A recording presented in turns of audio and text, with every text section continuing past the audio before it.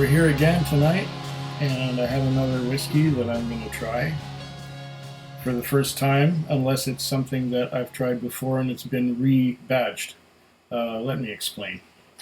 This here is the Jura 10-year-old single malt from the Isle of Jura, and there's like a little Isle of Jura on the back. Oh, where's that glare coming from? There's an Isle of Jura on the back, and there's some stuff on liner, I guess, box notes. 750 mils, 40% alcohol by volume. Let's get this stuff out of the way. It cost me $65.99 on August 23rd of 2019 at 9:46:31 p.m. With the taxes and all. 10-cent bottle deposit brings it up to $66.09. $3.30 for goods and services tax. $6.60 for British Columbia liquor tax, and total $75.99 out the door. So $76 Canadian dollars. Yeah. Got a nice clean Glencairn here. I got a dusty top on this container. Now, let me explain about the maybe I've tried it, maybe I haven't. There was a Jura called Origin, and the Jura Origin was also 10 years old. And I don't know if this is the same thing, only repackaged, or if it's a completely different juice, but made by the same distillery as the old one was. What does it say on here? Established 1810. Lots of small writing that I can't read. I'll go for what's on the tube first, or on the box. It says here, welcome to Jura.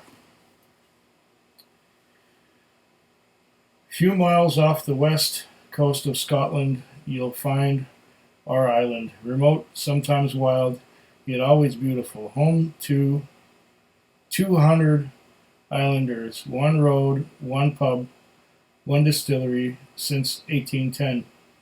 This unique island malt has been our greatest endeavor and our greatest reward. Its creation, the heart of an unbreakable bond between our island, our people, and our whiskey.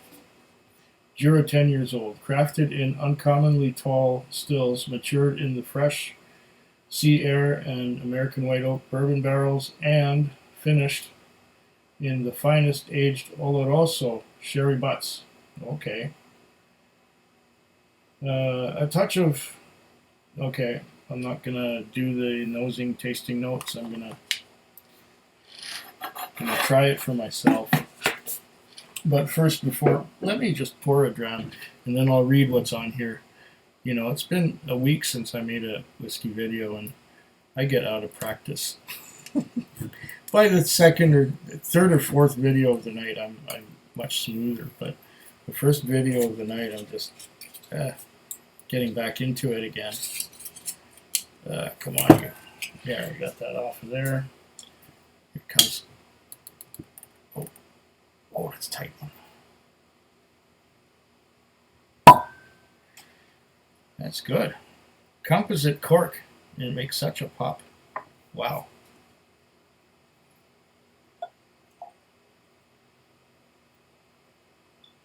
Now, what do we got here?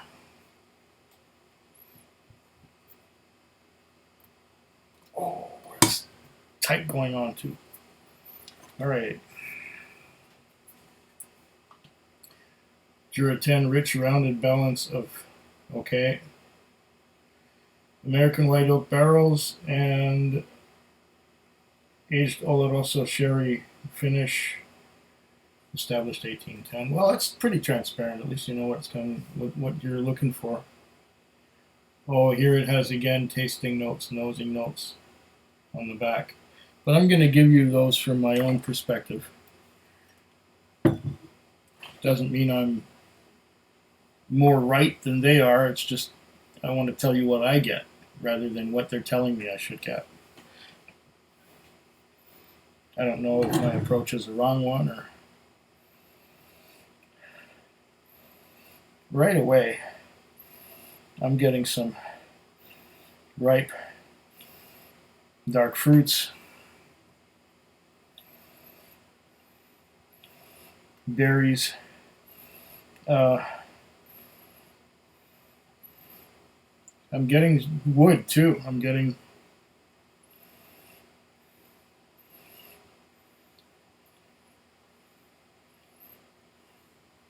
wood smoke.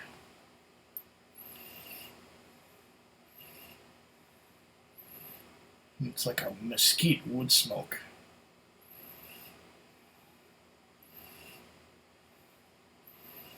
Dark fruits, but more wood smoke than anything else. Interesting. Let's see what we get in the way of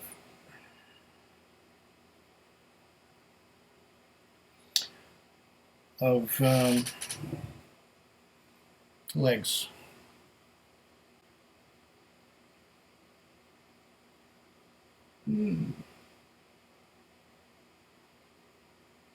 They're not exactly rushing down, and they're not exactly thin. They are fat legs that are moving viscously. Interesting.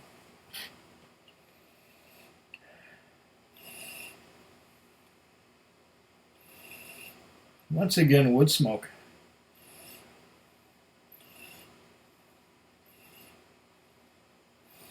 Wood smoke and berries.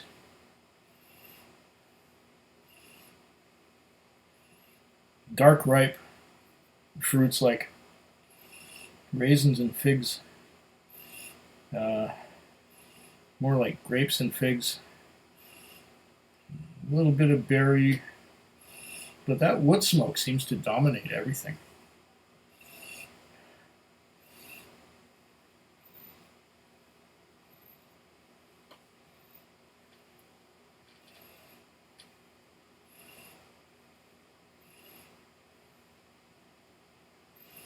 Now I wonder if the sherry casks, that the Oloroso sherry cask were European oak or American oak as well,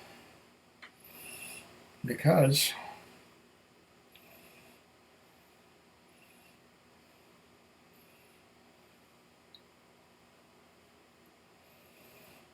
this is not the old Jura origin that they used to have. The old Jura origin was pretty much straightforward ex-bourbon. There was no sherry involved. And now as I delve deeper, the wood smoke, it's still there, but it's diminishing in strength.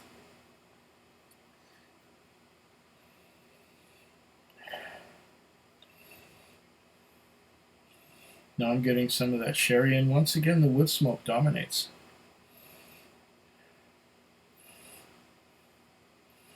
Berries and red fruits.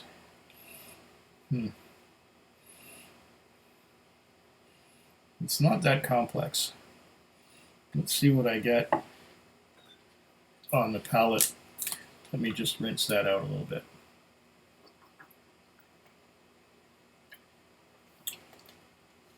It's been about 5 hours since I've had a meal. Maybe 6.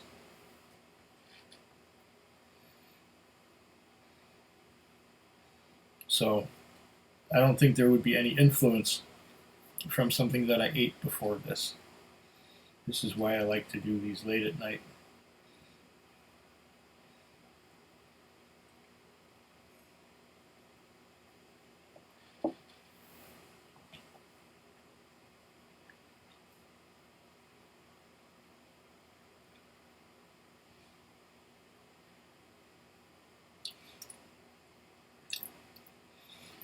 On the palate, I'm getting a curious mixture of vanilla,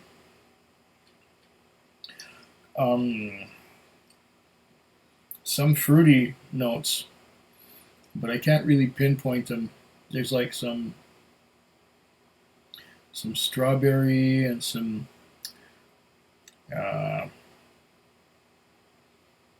some melons, strawberry and melons, and maybe some grapes, but red grapes, not like the purple grapes, but kind of the red grapes with seeds in them. And that wood smoke is actually a slight peatiness. It's like a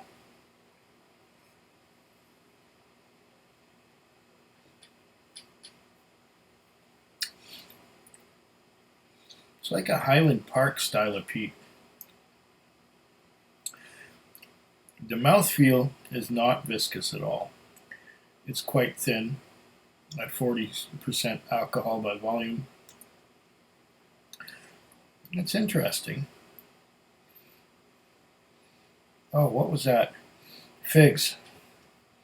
Now that I've tasted it, I'm getting figs on the nose. It's changing, which is a good thing. I like it when whiskeys change as they go along, as you nose them and taste them.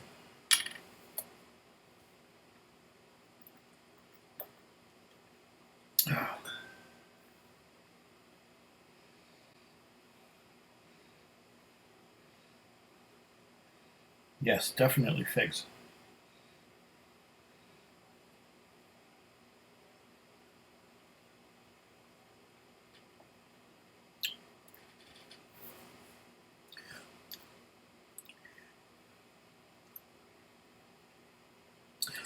Figs again on the palate. Strawberries. A little bit of vanilla and light peat, especially on the aftertaste. There's a light peat and a little bit of a saltiness. Saltiness, no doubt, coming from aging right by the sea.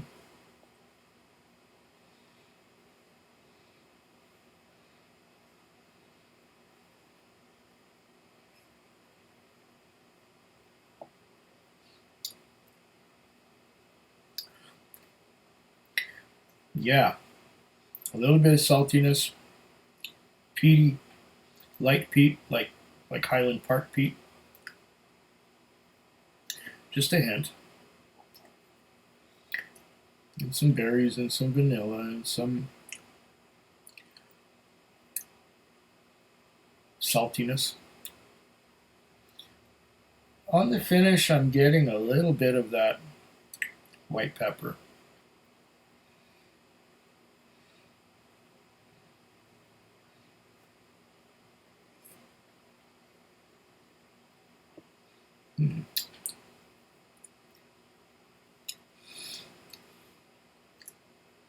I don't really believe that adding any water will help it, but it's, I suppose, just a part of the experience. So I will first take a good pull on that and then add some of this water. Maybe just a drop or two. See what it does to. Oh, that's enough. See if that does anything to. It probably just waters it down and takes away what little complexity there is.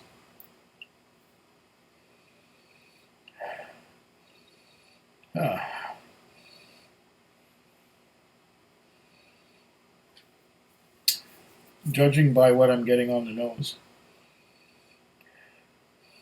water just brings out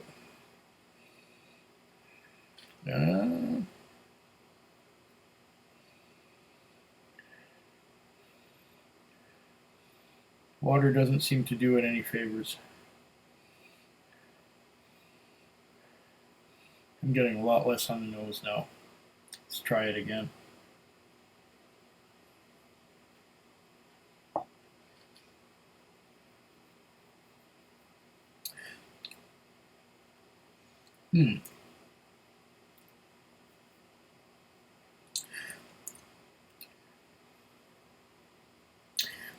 Water doesn't do anything to help this, except it makes the finish more salty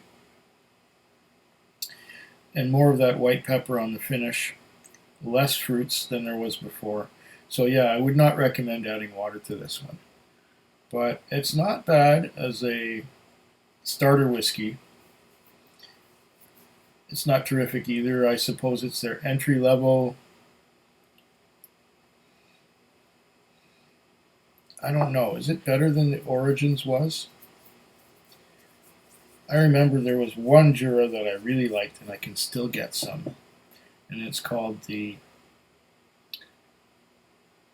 Elixir. I think I can still get some. In fact, I believe I saw some on the shelf just earlier tonight, but I had already picked out some whiskeys that I want to try. And one really favorite whiskey that I enjoyed a lot the last time I had it, and I couldn't leave it there. I just couldn't leave it there. So I did not get the Elixir this time, but I may get it again in the future. Yeah, this is not bad as a starter whiskey if you want to start a flight. Jura 10 could do the job for you.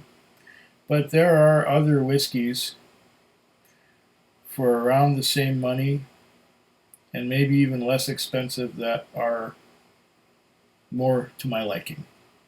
For example, the Palate 10 has more peat, and I love it. This is okay. It's not a great one. It's not going to blow your socks off.